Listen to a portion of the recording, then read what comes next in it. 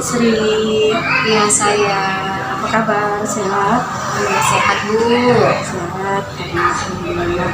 Gini loh Bu, saya mau berbagi cerita tentang pembelajaran saya di program pendidikan guru daerah, khusus studi kasus gitu. Kira-kira Ibu bisa nggak membantu saya?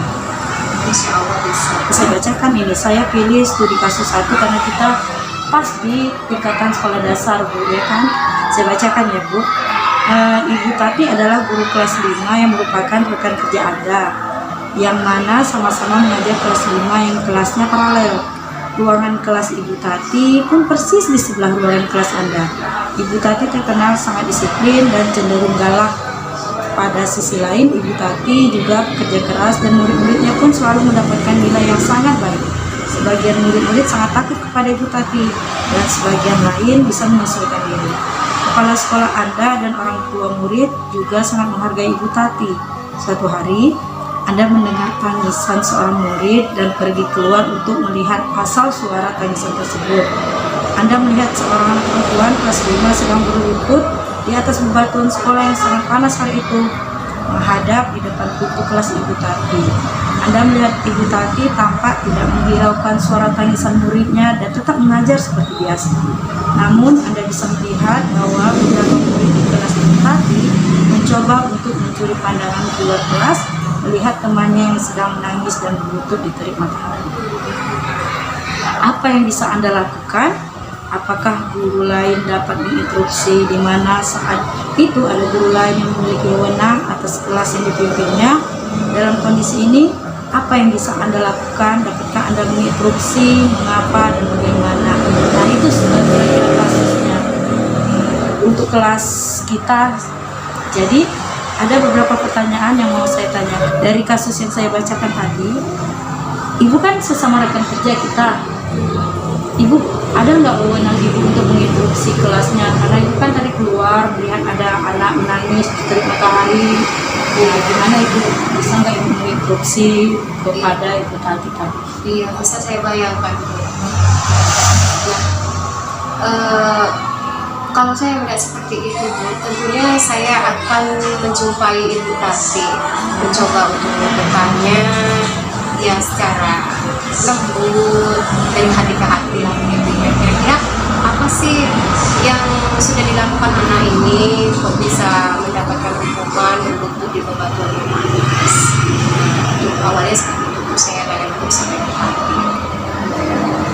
Karena mungkin suara anak itu bukan Ibu saja yang terganggu, mungkin guru lain juga terganggu. Cuman berhubung Ibu yang di sebelahnya langsung ya kan Bu, jadi Ibu bukan berarti menginstruksi menghentikan, tapi Ibu mungkin setelah pelajaran selesai atau di hari itu juga Ibu mencoba untuk berbicara.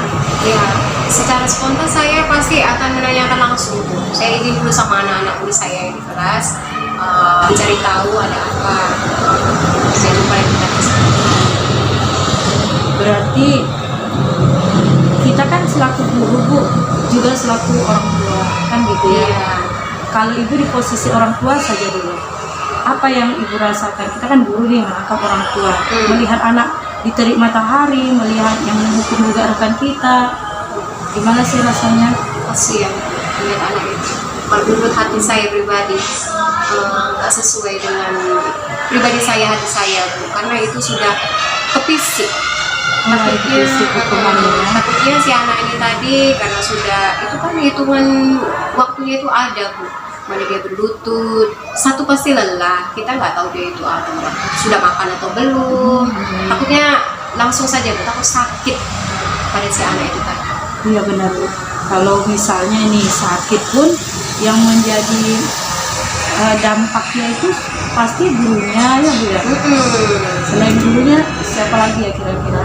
Kepala sekolah, terus nanti kalau terjadi yang tidak kita inginkan pasti ke orang tua, ada apa ini tadi kan begitu. Nah, sementara kan kita sekarang ini hukuman tidak ada lagi hukuman ya di sekolah, pemberian hukuman ya benar Bu, kan sudah merdeka belajar ya Bu ya. Apalagi kita sesuai filosofi belajar Dewantara ya Bu, berpihak pada murid bukan menghukum.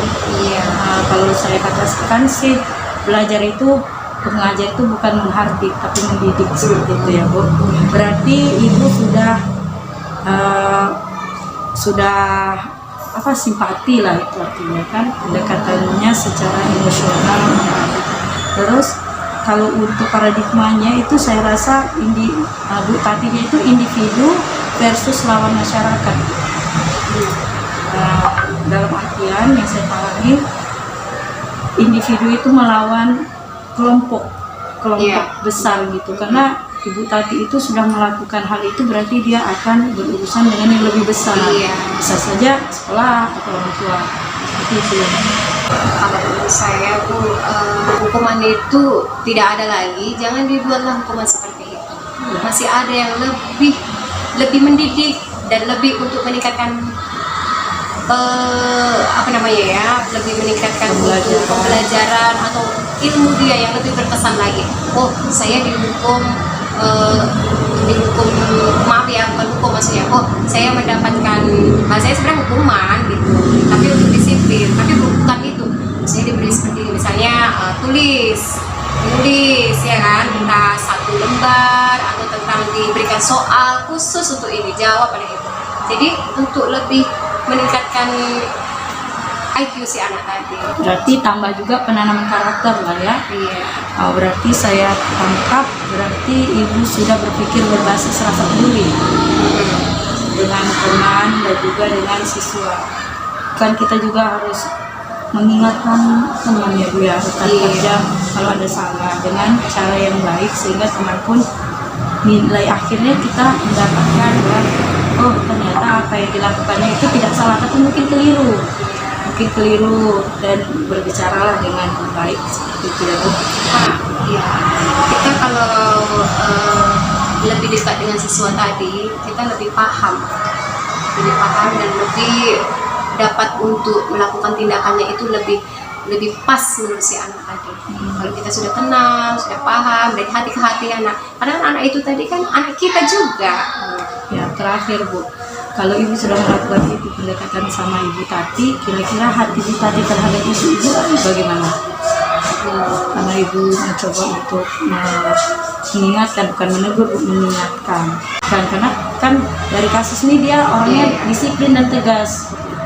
Menurut saya sih tidak,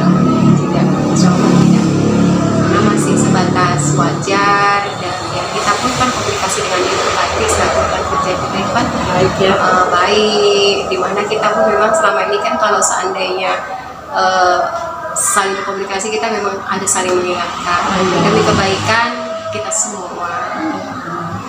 Mungkin itu saja yang mau saya tanyakan Ibu Sri, biar saya dapat belajar, Ibu juga dapat belajar dari kasus-kasus yang telah saya bacakan.